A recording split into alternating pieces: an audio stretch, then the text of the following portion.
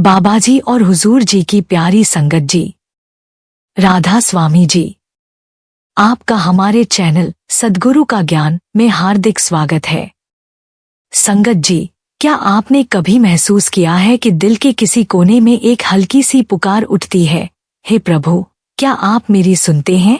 जान लीजिए, ईश्वर से बात करना कोई कल्पना नहीं, बल्कि एक जीवंत अनुभूत सच है। भारत की पावन भूमि पर असंख्य संतों ने इसका प्रमाण दिया है, जिन्होंने प्रभु से ऐसे संवाद किया जैसे कोई बच्चा अपने माता पिता से करता है। और सबसे सुंदर बात यह है, संगत जी, कि यह अद्भुत सामर्थ्य केवल संतों तक सीमित नहीं है। आप और हम भी पूरी सच्चाई और प्रेम से ईश्वर से बातें कर सकते हैं और उनकी मधुर प्रतिक्रियाएं सुन भी सकते हैं। ईश्वर तक पहुंचने का मार्ग मस्तिष्क से नहीं, दिल की सच्ची पुकार से होकर जाता है। अक्सर हम प्रार्थना में शब्दों का अंबार लगा देते हैं, पर भीतर की भावना शीतल रह जाती है। योगानंद जी बड़े प्रेम से कहते हैं, ईश्वर से वैसे ही बात करो जैसे एक निष्कपट बच्चा अपनी माँ से रोकर अपनी बात कहता है। प्रभु को पिता या माता के समान स्नेहिल रूप में देखो। संगत जी, जैसे माँ बच्चे की गलतियां माफ कर उसे गले लगा लेती है, वैसे ही जगत जननी हमारी सच्ची पुकार को अनदेखा नहीं करती। यदि आपके मन में यह सवाल उठे, क्या वाकई भगवान मेरी सुनेंगे? तो जान लीजिए, यही संदेह प्रार्थना की शक्ति को कम कर देता है। भक्त प्रहलाद की तरह निश्चल भाव से मांग कर देखिए, चमत्कार आपके कदम चूमेंगे। प्रार्थना में शब्दों की बाजीगरी नहीं चाहिए, बल्कि दिल की गहराइयों से उठती पुकार चाहिए। जैसे बादल गरजते हैं और फिर बरस पड़ते हैं, वैसे ही हमारी सच्ची प्रार्थना प्रभु तक पहुंचती है। ईश्वर को जटिल शब्दों की नहीं, सच्चे प्रेम और सरलता की भूख है। एक मासूम बच्चे की तरह सीधे और सरल शब्दों में कहो, हे प्रभु, मुझे तुम्हारा साथ चाहिए।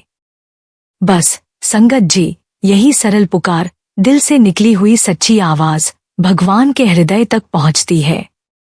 संगत जी, इस वीडियो को अंत तक जरूर देखिएगा, क्योंकि इसमें हम जानेंगे कैसे ईश्वर से संवाद और उनकी आवाज को सुनना संभव है, और इसके लिए हमें किस प्रकार की आंतरिक शुद्धता और समर्पण की आवश्यकता होती है। हाँ संगत जी, हमारे चैनल सद्गुरु का ज्ञान को जरूर सब्सक्राइब कर लीजिए, क्योंकि हम सिर्फ ज्ञान ही नहीं बांटते, हम आपसे दिल का एक रिश्ता बांटते हैं। संगत जी, बाबा जी बड़े प्रेम से समझाते हैं कि ईश्वर से बात करना कोई साधारण प्रक्रिया नहीं है, यह एक गहन कला है, एक पवित्र साधना है। बाबा जी कहते हैं, ईश्वर इसलिए चुप रहते हैं क्योंकि हमारा ध्यान उनकी बनाई मायाजाल पर है, उन पर नहीं। जैसे एक बच्चा माँ से खिलौनों की मांग करता रहे, लेकिन माँ की गोद में बैठने की सच्ची चाह उसमें न हो, वैसे ही हम भी प्रभु से सांसारिक वस्तुएं मांगते रहते हैं, पर स्वयं प्रभु को पाने की ललक नहीं जगाते। जब तक दिल की गहराइयों से ईश्वर को पाने की प्रबल प्यास नहीं उठती, तब तक उनकी मधुर आवाज हमें सुनाई नहीं देती।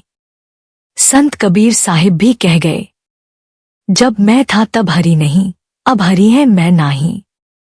सब अंधियारा मिट गया, जब दीपक देखा माही। अर्थात जब तक मैं का अभिमान था, प्रभु नहीं दिखे, जब मैं मिटा, तब प्रकाश ही प्रकाश हो गया। संगत जी, ईश्वर से बातचीत करने के लिए हमें अपने भीतर से माया की परतों को हटाना होगा और निष्कलुष प्रेम से उन्हें पुकारना होगा। संगत जी, ईश्वर से संवाद साधना धैर्य और अडिग विश्वास की मांग करती है। यह एक ऐसा विश्वास है जो आंधियों में भी न डगमगाए। जिस दिन आपने अपने भीतर प्रभु की मधुर वाणी को सुन लिया, जान लीजिए कि जीवन का सबसे अनमोल उपहार आपको मिल गया। बाबा जी बार बार कहते हैं कि हमारा रिश्ता ईश्वर से बिना किसी शर्त के प्रेम का होना चाहिए।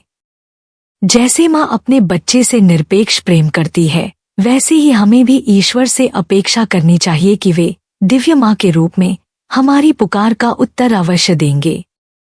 संत तुलसीदास जी भी भावपूर्ण वाणी में कहते हैं, जैसे सुत पर मातु अति भारी, प्रीति करे बिनु अनुहित भारी।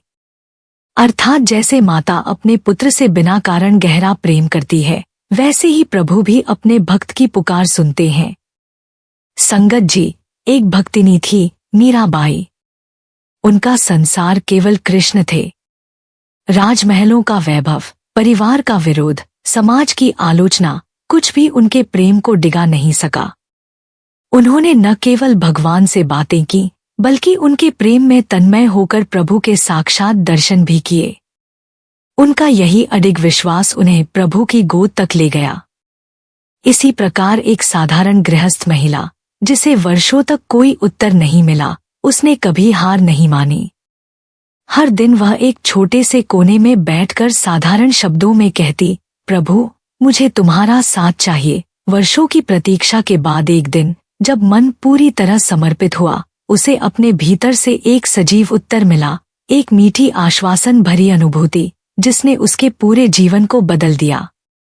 संगत जी, हमें अपने हृदय में ईश्वर की स्पष्ट छवि एक वात्सल्यपूर्ण माँ की तरह रखनी चाहिए। अगर हमारा विश्वास अधूरा हो, संदेह से भरा हो, तो हमारी पुकार भी कमजोर रह जाएगी और उत्तर भी धुंधला आएगा। लेकिन यदि हमने पूरी दृढ़ता से ठान लिया कि प्रभु मुझसे बात करेंगे, और फिर चाहे वर्षों लग जाए, चाहे कितनी भी कठिनाइयां आए, यदि हम अडिग श्रद्धा के साथ उन्हें पुकारते रहे, तो अंततः वह शुभ क्षण आएगा जब ईश्वर स्वयं हमें अपना मधुर संदेश देंगे। बाबा जी कहते हैं, आधी अधूरी प्रार्थना कभी पूरी मंजिल तक नहीं पहुंचती, पर जो प्रेम में भीगकर, भरोसे की धुन में लीन होकर पुकारता है, उसकी आवाज सीधे प्रभु के हृदय तक जाती है।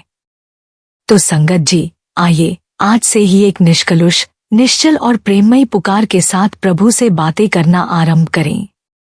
शब्दों का जाल न बुने, दिल से कहें, हे मेरे प्यारे प्रभु, मुझे तुम्हारा साथ चाहिए। और फिर धैर्य और प्रेम के साथ उनकी मधुर आवाज का स्वागत करें। संगत जी, ईश्वर से सीधे संवाद करना कोई कल्पना नहीं, बल्कि एक जीवंत सत्य है, जिसे हमारे संतों और महापुरुषों ने अपने जीवन में अनुभव किया है। परमहंस योगानंद जी अपनी पुस्तक ऑटोबायोग्राफी ऑफ अ योगी में बड़े ही भावुक और सरल शब्दों में उन अनुभवों का वर्णन करते हैं, जब उन्होंने प्रत्यक्ष रूप से ईश्वर से बातें की। उनका पहला अनुभव बचपन में हुआ था। एक सुबह, जब वे अपने बिस्तर पर शांत भाव से बैठे थे, अचानक उनके मन में प्रश्न उठा, बंद आंखों के अंधेरे के पीछे क्या है? और उसी क्षण उनकी आंतरिक दृष्टि में एक अद्भुत प्रकाश फूट पड़ा। उनके माथे के भीतर एक चमकदार आकाशीय पर्दे पर दिव्य संतों की झलक दिखाई दी, जो हिमालय की गुफाओं में ध्यान मग्न बैठे थे। दृश्य इतना जीवंत था कि जैसे कोई छोटी सी फिल्म उनके भीतर चल रही हो। योगानंद जी ने साहस करके पूछा, तुम कौन हो? और उसी क्षण एक दिव्य, गूंजती हुई आवाज आई, हम हिमालय के योगी हैं। उस दिव्य आवाज की मिठास और गहराई को शब्दों में बांध पाना कठिन है, पर योगानंद जी का हृदय उस क्षण आनंद में झूम उठा। फिर उन्होंने और भी जिज्ञासावश पूछा, यह अद्भुत प्रकाश क्या है? और स्पष्ट, मधुर उत्तर आया, मैं ईश्वर हूँ, मैं प्रकाश हूँ। संगत जी, उस क्षण योगानंद जी की माँ और बहन रोमा भी कमरे में थी, और उन्होंने भी इस दिव्य आवाज को सुना। यह कोई एकल अनुभव नहीं था, यह साक्षात प्रभु का वरदान था। संगत जी, यह अनुभव बताता है कि ईश्वर सचमुच हमारे समीप है, बस हमारी दृष्टि और हृदय की खिड़कियां खुली होनी चाहिए। संत कबीर साहिब भी फरमाते हैं, पानी में मीन प्यासी रे, मुँही सुन सुन आवे हासी रे। अर्थात जैसे मछली पानी में रहकर भी प्यास से तड़पती है, वैसे ही हम ईश्वर के निकट रहकर भी उन्हें दूर समझते हैं, केवल हमारी सजगता का अभाव है। बाबा जी भी बड़े प्रेम से समझाते हैं कि जब तक हमारी पुकार केवल शब्दों तक सीमित है और भीतर से हृदय नहीं पुकारता, तब तक प्रभु की आवाज सुनाई नहीं देती। पर जब एक बार प्रेम और विश्वास की गहराई से एक बच्चे की तरह सरल होकर सच्चे भाव से बुलाया जाता है, तो ईश्वर स्वयं उत्तर देते हैं। जीवन के और भी अनेक उदाहरण हैं। संत रविदास जी को जूते सिलते सिलते प्रभु की झलक मिली। मीराबाई ने अपने प्रियतम कृष्ण को प्रेम की पूर्णता से पाया। हर समय उन्होंने अपनी साधना में यही भाव रखा। पायो जी मैंने राम रतन धन पायो। जिस दिन हम भी इस निष्कलुष प्रेम और अडिग विश्वास के साथ ईश्वर से बातें करना शुरू कर देंगे, उस दिन से हमारे जीवन में नया सूरज उगेगा। परमहंस योगानंद जी का यह संकल्प कि मैं तब तक शांत नहीं बैठूंगा जब तक पूरी तरह प्रभु से एक न हो जाऊं, हमें भी प्रेरणा देता है कि हम भी धैर्य, तप और प्रेम के साथ निरंतर पुकारते रहें। संगत जी, ईश्वर को पाने का रास्ता जटिल नहीं है, वह सरलता, भक्ति और आत्मसमर्पण का मार्ग है। हमें अपने भीतर से वह आवाज सुननी है जो हर पल कह रही है, मैं यहीं हूं तेरे दिल में, बस पुकार सच्चे दिल से। संगत जी, अक्सर हम सोचते हैं कि जब हम आंखें बंद करते हैं तो केवल अंधकार ही दिखाई देता है, परंतु सच यह है कि जब साधना गहरी होती है, जब ध्यान माथे के बीचों बीच स्थित आज्ञा चक्र पर केंद्रित होता है, तब एक नई दिव्य दुनिया के दर्शन होने लगते हैं, एक ऐसी दुनिया जो प्रकाश, आनंद और शांति से भरपूर होती है। परमहंस योगानंद जी ने स्वयं लिखा कि जब उन्होंने ध्यान में उतरकर अपनी आंतरिक दृष्टि से हिमालय के तपस्वी योगियों को देखा, तब उन्होंने जाना कि भीतर की आंखें जब खुलती हैं तो दृश्य और भी सुंदर और अद्भुत हो जाते हैं। ऐसे ही जब हम निरंतर अभ्यास करते हैं और हमारी सुरती ऊंची उठती है, तब संतों के दर्शन भी हमारे भीतर प्रकट होने लगते हैं। लेकिन संगत जी, केवल दर्शन ही नहीं, यदि साधना और भी गहरी हो जाए, यदि मन का सागर पूरी तरह शांत हो जाए, तो हम ईश्वर की मधुर आवाज भी सुन सकते हैं। यह वह दिव्य आवाज होती है जो हमारे हृदय के सबसे गहरे तल को छू जाती है, जिसे सुनकर जीवन के सारे संशय मिट जाते हैं। परंतु शुरुआत में ईश्वर तक पहुंचना सरल नहीं होता। जैसे संत तुलसीदास जी कहते हैं, भवसागर तरीबे को गुरु बिना नहीं पार। अर्थात इस मोहमाया के महासागर को पार करने के लिए दृढ़ गुरु भक्ति और साधना की जरूरत होती है। ईश्वर स्वयं हमें परखते हैं। वे देखते हैं कि क्या हम उन्हें सच्चे हृदय से चाहते हैं या केवल सांसारिक इच्छाओं की पूर्ति के लिए उनकी ओर देख रहे हैं। जब तक हमारा दिल सांसारिक कामनाओं से भरा रहेगा, तब तक वे चुपचाप हमें देखते रहेंगे। बाबा जी भी कहते हैं, मालिक को दिखावा नहीं भाव चाहिए। ईश्वर केवल सच्ची पुकार पर उत्तर देते हैं, उस पुकार पर जो निष्कलंक हो, जो केवल उन्हें पाने के लिए उठी हो, न कि किसी स्वार्थ से। यह ठीक वैसे ही है जैसे एक माँ अपने बच्चे की सच्ची पुकार पर दौड़ी चली आती है, पर यदि बच्चा केवल खिलौने की मांग करता रहे, माँ के प्रेम को न समझे, तो माँ भी भीतर से उदास हो जाती है। संत रविदास जी ने गाया, मन चंगा तो कठौती में गंगा। अर्थात जब मन निर्मल हो जाता है तो जहां भी साधक बैठा हो, वहीं तीर्थ, वहीं गंगा हो जाती है।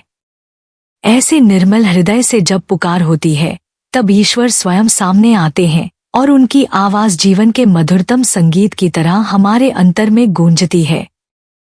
संगत जी, आज भी कई साधकों के जीवन में यह सत्य प्रकट होता है। एक साधक ने बताया कि जब वह निरंतर भजन सुमिरन में लीन रहे और संसार से मन हटा लिया, तब एक दिन ध्यान में एक दिव्य प्रकाश फूटा और भीतर से एक मीठी आवाज आई, मैं तेरे साथ हूँ, निर्भय रहो। उस दिन से उनका जीवन पूरी तरह बदल गया। अब वह हर कठिनाई में, हर प्रसन्नता में उस आवाज की शक्ति महसूस करते हैं।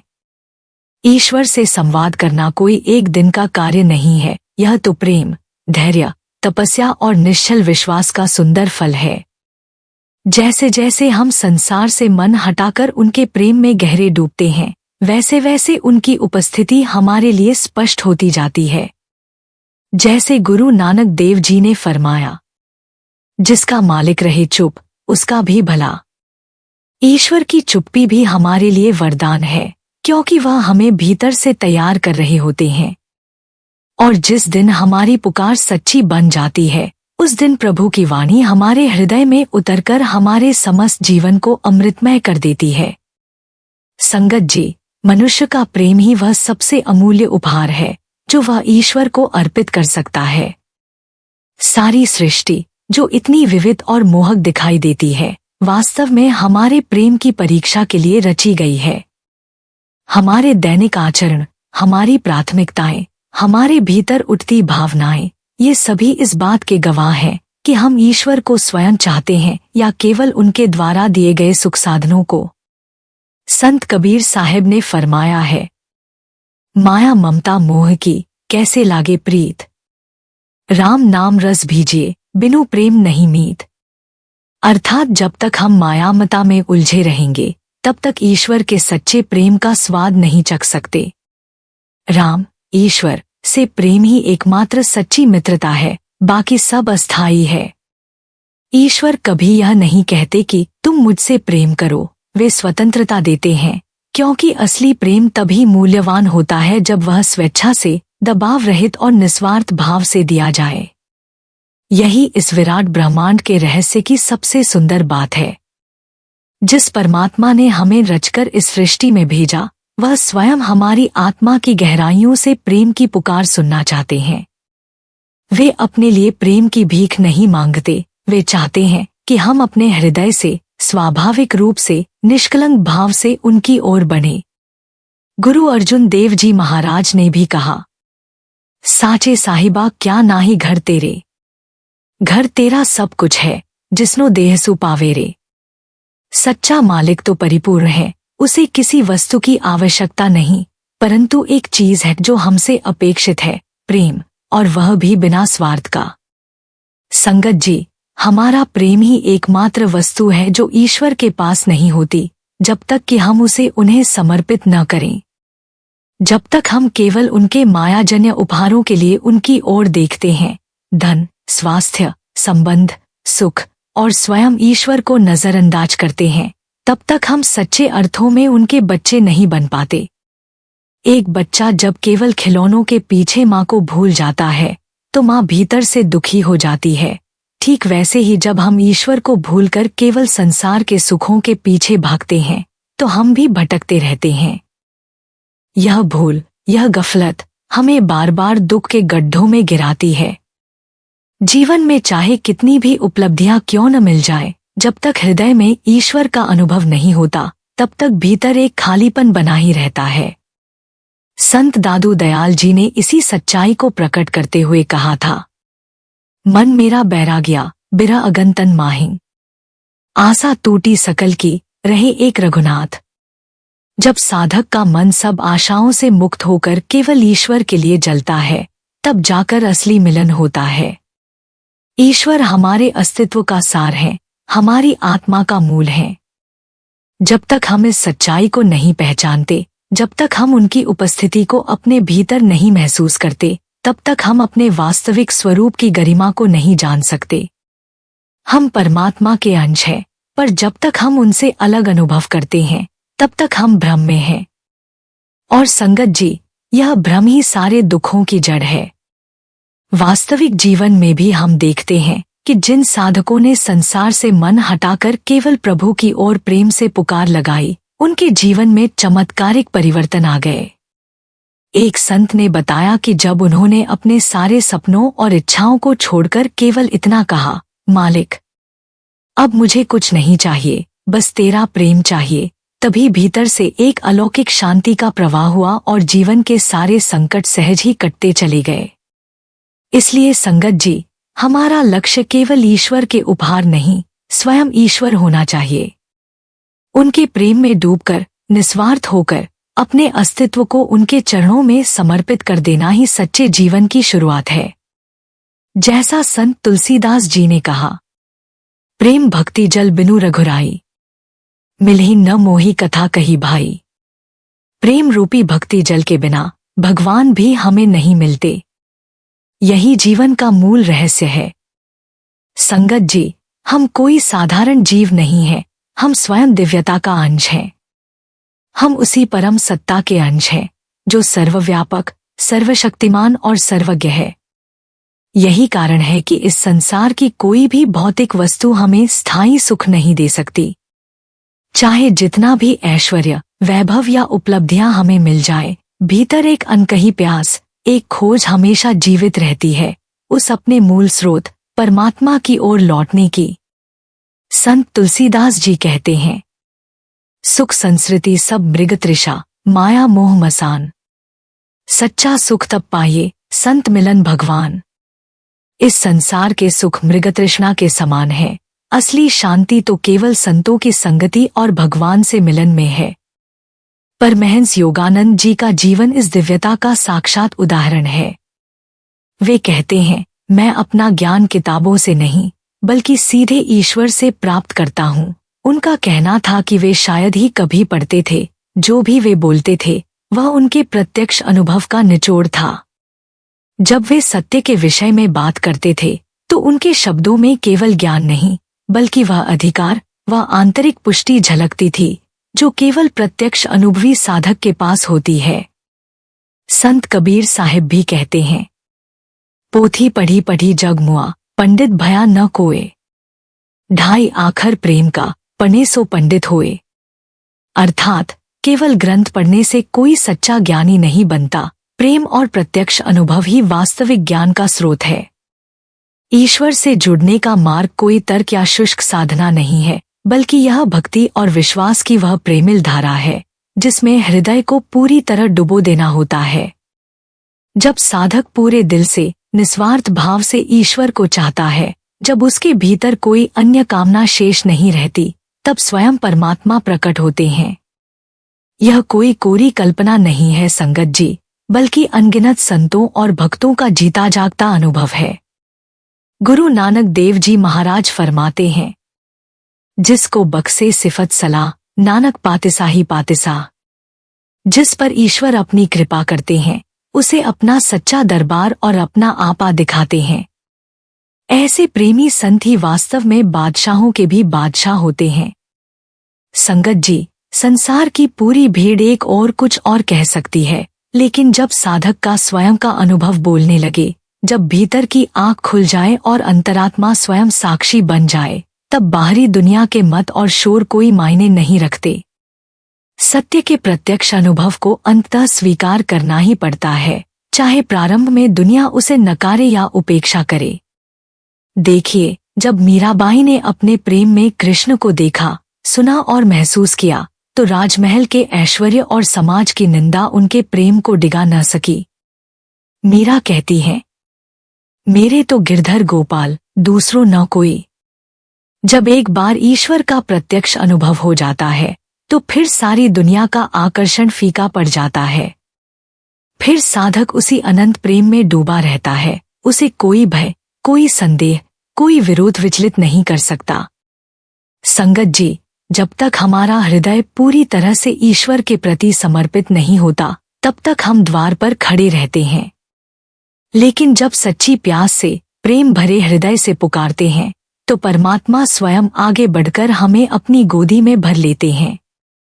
यही हमारे जीवन का सबसे बड़ा उद्देश्य है और यही आत्मा का सबसे मधुर संगीत है। संगत जी, हम में से बहुत से लोग यह सोचते हैं कि ईश्वर हमसे चुप हैं, लेकिन सच्चाई यह है कि प्रभु हर क्षण हमसे संवाद कर रहे हैं। ईश्वर चेतना है, ऊर्जा है, और ऊर्जा का स्वभाव ही है कंपन करना।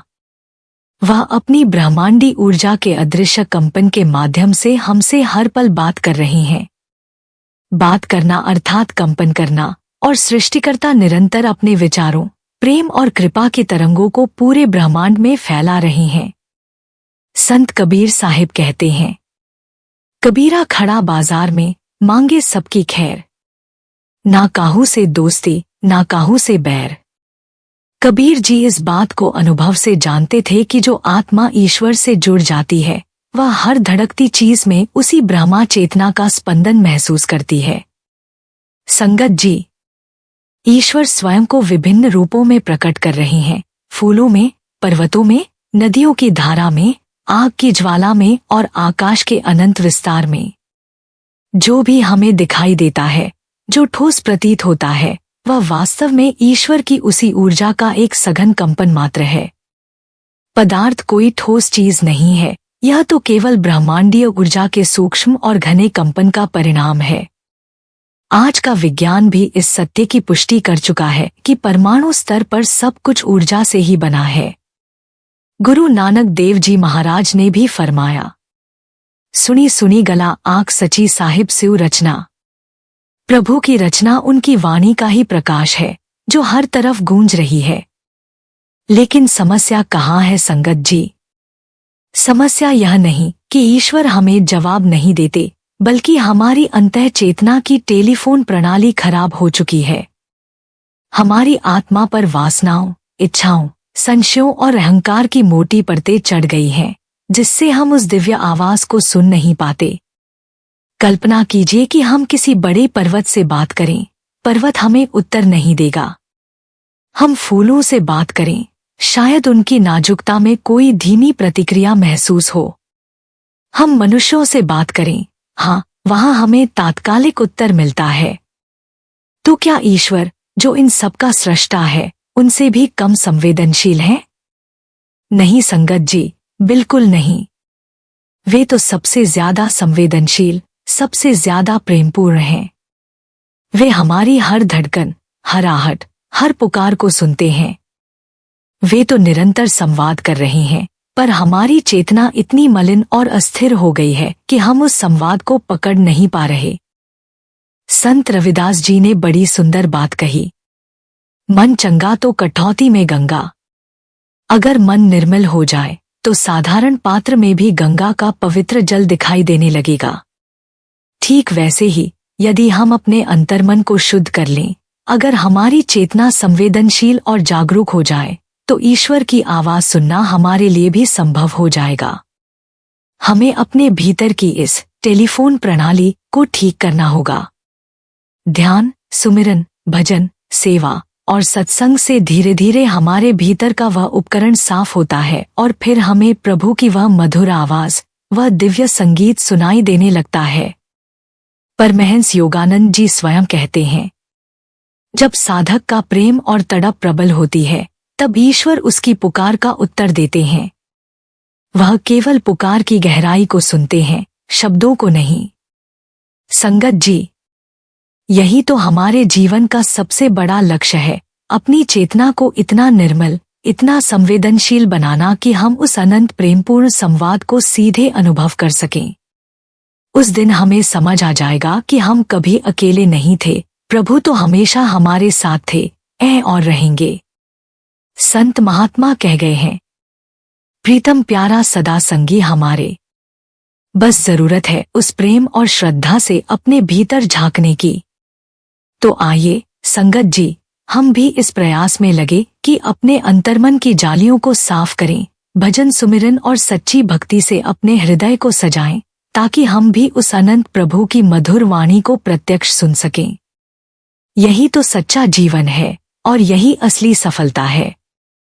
संगत जी, कई बार हम सोचते हैं कि हमारी प्रार्थनाएं अनसुनी रह जाती हैं, लेकिन सच्चाई यह है कि ईश्वर हर प्रार्थना सुनते हैं, हर पुकार का जवाब देते हैं। बस सवाल यह है कि क्या हम उस जवाब को पकड़ पाते हैं? एक बार मैंने एक महान संत को प्रार्थना करते देखा। जब वे प्रार्थना में लीन होते थे तो ऐसा लगता था मानो आकाश से स्वयं ईश्वर की आवाज उतर रही हो। उनका गला नहीं हिलता था, लेकिन पूरे वातावरण में एक दिव्य कंपन गूंजता था। संगत जी, ईश्वर को हमारी तरह गले और आवाज की जरूरत नहीं है। जब हमारी प्रार्थना पूरे दिल से, पूरे बल से उठती है, तो उस पुकार के जवाब में कंपन के स्तर पर एक प्रतिध्वनि आनी शुरू हो जाती है, एक दिव्य उत्तर जो उसी भाषा में प्रकट होता है जिसमें हम आदी हैं सोचने और सुनने के। अगर आप अंग्रेजी में प्रार्थना करते हैं तो उत्तर अंग्रेजी में आता है। अगर आप हिंदी, बांग्ला या पंजाबी में करते हैं तो ईश्वर का उत्तर भी उसी स्वर भाषा में अनुभूत होता है। क्यों? क्योंकि भाषा भी कोई भौतिक चीज नहीं है, भाषा भी ऊर्जा है, कंपन है, और कंपन ब्रह्मांडीय ऊर्जा का ही एक विशेष स्वरूप है। और संगत जी, कंपन क्या है? कंपन एक विचार की तरंग है। और विचार किससे उपजता है? चेतना से, जो स्वयं ईश्वर का स्वरूप है। इसलिए ईश्वर सभी भाषाएं जानते हैं, क्योंकि वे स्वयं सभी भाषाओं के मूल स्रोत, चेतना और ऊर्जा हैं। लेकिन फिर सवाल उठता है, अगर वे सुनते हैं तो जवाब हमेशा क्यों नहीं देते? यहाँ एक गहरी बात है संगत जी। हमारी स्थिति उस छोटे बच्चे जैसी है जो अपनी माँ को पुकारता है। माँ सुनती है, लेकिन अगर बच्चे की पुकार गहरी नहीं है तो माँ उसे कोई खिलौना थमा देती है, कोई मिठाई, कोई व्याकुलता भुलाने वाली चीज, ताकि बच्चा शांत हो जाए। पर जब बच्चा अपनी माँ के सिवा किसी चीज से राजी नहीं होता, जब वह रोते रोते हार नहीं मानता, तब माँ सब काम छोड़कर दौड़ी चली आती है, बच्चे को अपनी गोदी में उठा लेती है। ठीक वैसे ही संगत जी, अगर हम भी ईश्वर को उसी तड़प से, उसी जिद से पुकारेंगे, अगर हमारी प्रार्थना एक माँ को पुकारते बच्चे जैसी निष्कपट और जिद्दी होगी, अगर हम यह ठान लेंगे कि हे प्रभु, आपके बिना मैं संतुष्ट नहीं हो सकता, कोई दुनिया की वस्तु मुझे भर नहीं सकती, तो करुणामयी सृष्टिकर्ता हमारे पास अवश्य आएंगे। चाहे वे सृष्टि के अनगिनत कार्यों में व्यस्त क्यों न हो, हमारी सच्ची पुकार उन्हें रोकने पर बाध्य कर देगी। बाबा जी भी सत्संग में फरमाते हैं, जिस तरह एक बच्चा लगातार रोता है तो माँ उसे अनसुना नहीं कर सकती, वैसे ही सच्चा साधक अगर सच्चे प्रेम और तड़प से पुकारता है तो प्रभु को उत्तर देना ही पड़ता है।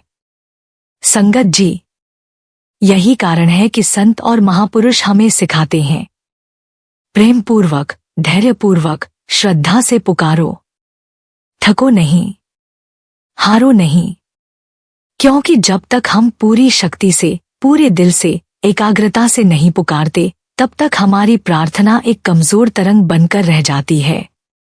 लेकिन जब भीतर से गहन तड़प और प्रेम उमड़ता है, तब वह कंपन इतना शक्तिशाली हो जाता है कि ईश्वर का उत्तर तुरंत आता है। तो आइए संगत जी, हम भी वह जिद्दी बच्चा बने, ना दुनिया के खिलौनों से बहले, ना इच्छाओं की मिठाइयों से संतुष्ट हों, केवल प्रभु को पाने की ही एकाग्र, अखंड तड़प रख लें। जब तक वह कृपा की वर्षा न करें, तब तक पुकारते रहें, पुकारते रहें, पुकारते रहें, क्योंकि प्रेम में की गई यह पुकार ही अंततः ईश्वर को हमारे हृदय में प्रकट कर देती है। संगत जी, हिंदू धर्मशास्त्र हमें एक अमूल्य सत्य बताते हैं, अगर एक साधक केवल एक दिन और एक रात बिना रुके, बिना भटके, पूरी दिल की गहराई से, सच्ची तड़प के साथ प्रभु को पुकारे, तो ईश्वर स्वयं उसे उत्तर अवश्य देते हैं। लेकिन संगत जी, ऐसे तड़पने वाले कितने हैं? प्रत्येक दिन हमारे जीवन में न जाने कितने काम आते हैं। कार्यालय, परिवार, जिम्मेदारियां, इच्छाएं, तनाव, और ये सारे कार्य वही सूक्ष्म मायावी शक्तियां हैं जो हमें ईश्वर से दूर करने का काम करती हैं। वह शैतानी प्रवृत्ति, जिसे कभी माया कहते हैं, कभी मन का छल, वही हमें बार बार प्रभु से भटका देती है। संगत जी, प्रभु तब नहीं आते जब हम थोड़ी सी प्रार्थना करते हैं और फिर तुरंत किसी और बात में व्यस्त हो जाते हैं। वे तब प्रकट होते हैं जब हम एक जिद्दी बच्चे की तरह अड़ जाते हैं, जो रोना बंद ही नहीं करता जब तक माँ आकर उसे अपनी गोदी में न भर ले। तो सवाल है, क्यों न हम अपनी प्रार्थनाओं को भी उतनी ही गंभीरता दें? क्यों न हम उस प्रेम और तड़प को अपने भीतर जगाएं जो सृष्टिकर्ता को भी झुकने पर विवश कर दे? संगत जी, ईश्वर कोई मशीन नहीं कि हमारी हर आधी अधूरी पुकार का यंत्रवत उत्तर दें। वे हमारे दिल के भावों को देखते हैं। वे जानते हैं कि हमारा ध्यान पूरी तरह उन पर केंद्रित है या इधर-उधर भटक रहा है। हमारी पुकार गहरी प्रेम भरी है या केवल एक दिखावा, आधे मन से, बिखरे हुए विचारों से, औपचारिक प्रार्थनाओं से, केवल शब्दों के उच्चारण से। ईश्वर नहीं आते, लेकिन जो साधक दिन रात पूरे मन, प्रेम और सच्ची भूख के साथ प्रार्थना करता है, जो भीतर से सिर्फ ईश्वर को ही चाहता है, उसके सामने ईश्वर स्वयं प्रकट होते हैं। उनकी प्रतीक्षा समाप्त होती है। बाबा जी भी अक्सर कहते हैं, जब साधक की पुकार, साधक का प्रेम, साधक की तड़प सच्ची और अखंड हो जाती है, तब प्रभु उत्तर देने के लिए बाध्य हो जाते हैं। संगत जी, ईश्वर हमसे दूर नहीं है, वे हमेशा हमारे हृदय के द्वार पर खड़े हैं, लेकिन दरवाजा भीतर से खोलना हमें है। तो आइए अपनी प्रार्थनाओं को गहरा करें, अपने विचारों को एकाग्र करें, अपनी तड़प को सच्चा बनाएं और उस जिद्दी बच्चे की तरह रोते रहें, पुकारते रहें, जब तक कि हमारी आत्मा प्रभु की गोद में विश्राम न पाले। यही हमारा सच्चा जीवन लक्ष्य है, यही सच्चा भजन है, यही सच्चा प्रेम है। संगत जी, जब कोई भक्त पूरे अंतर हृदय से ईश्वर से कहता है, हे प्रभु, अपने आप को प्रकट करो, अपने आप को प्रकट करो, और इस पुकार को लगातार बिना थके, बिना रुके, पूरी तड़प और प्रेम से दोहराता है, तो ईश्वर चुप नहीं रहते। सबसे पहले वे कुछ संकेत भेजते हैं। वे आपको कुछ वैसा अनुभव कराते हैं जिससे आपको एहसास हो कि आप उनकी दृष्टि में हैं, कि आपकी पुकार सुनी जा रही है। कभी कोई विशेष सुख, कभी कोई भीतर से उठती दिव्य शांति, कभी कोई अद्भुत संयोग। यह सब उनकी पहली उत्तरध्वनि होती है। लेकिन संगत जी, यहां रुकना नहीं है।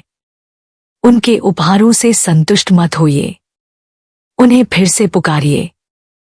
कहिए, हे प्रभु, उपहार नहीं, मुझे आपका साक्षात चाहिए।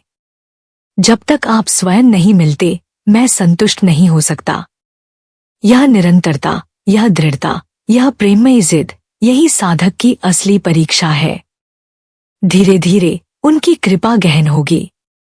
कभी आपके सामने किसी संत का चेहरा प्रकट हो सकता है, कभी कोई मधुर दिव्य आवाज भीतर से गूंज सकती है, कभी ऐसा लगेगा जैसे आपसे कोई अलौकिक प्रेम से बात कर रहा है। तब आप जान जाएंगे, अब आप ईश्वर के संवाद में प्रवेश कर चुके हैं। संगत जी, यह लगन, यह प्रेम कोई बाहर से नहीं सिखा सकता। जैसे घोड़े को पानी तक तो ले जाया जा सकता है, लेकिन पानी पीने की प्यास उसी के भीतर से उठनी पड़ती है। वैसे ही जब साधक के भीतर से प्रभु की अथाह प्यास जाग उठती है, जब उसे न धन चाहिए, न यश चाहिए, न कोई सांसारिक वस्तु चाहिए, सिर्फ और सिर्फ प्रभु चाहिए, तब प्रभु स्वयं प्रकट होते हैं। याद रखिए संगत जी, जब हृदय पूरे अर्थभाव से पुकारता है, जब कोई बहाना स्वीकार नहीं किया जाता, जब हार मानने का कोई विकल्प नहीं बचता, तभी सृष्टिकर्ता झुकते हैं। तब वे आकर आपको गले लगाते हैं। आपको अपने मन से हर शंका, हर अविश्वास को मिटाना होगा, क्योंकि ईश्वर से संवाद करने के लिए विश्वास का दीपक निरंतर जलता रहना चाहिए। अधिकतर लोग इसलिए उत्तर नहीं पाते क्योंकि उनके भीतर कहीं न कहीं संदेह छिपा होता है। क्या सचमुच ईश्वर मुझसे बात करेंगे? क्या यह संभव है? संगत जी, जिसने भी अपने भीतर यह अडिग निश्चय बना लिया कि कुछ भी हो जाए, मैं प्रभु से संवाद करूंगा, उसे संसार की कोई शक्ति रोक नहीं सकती। सफल साधक के लिए असंभव शब्द का कोई अस्तित्व नहीं होता।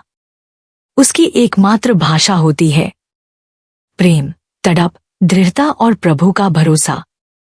संगत जी, आज का संदेश हमें एक गहरी सच्चाई से अवगत कराता है। ईश्वर से संवाद केवल हमारी इच्छाओं और भक्ति से नहीं, बल्कि स्थिरता, समर्पण और दृढ़ संकल्प से संभव है।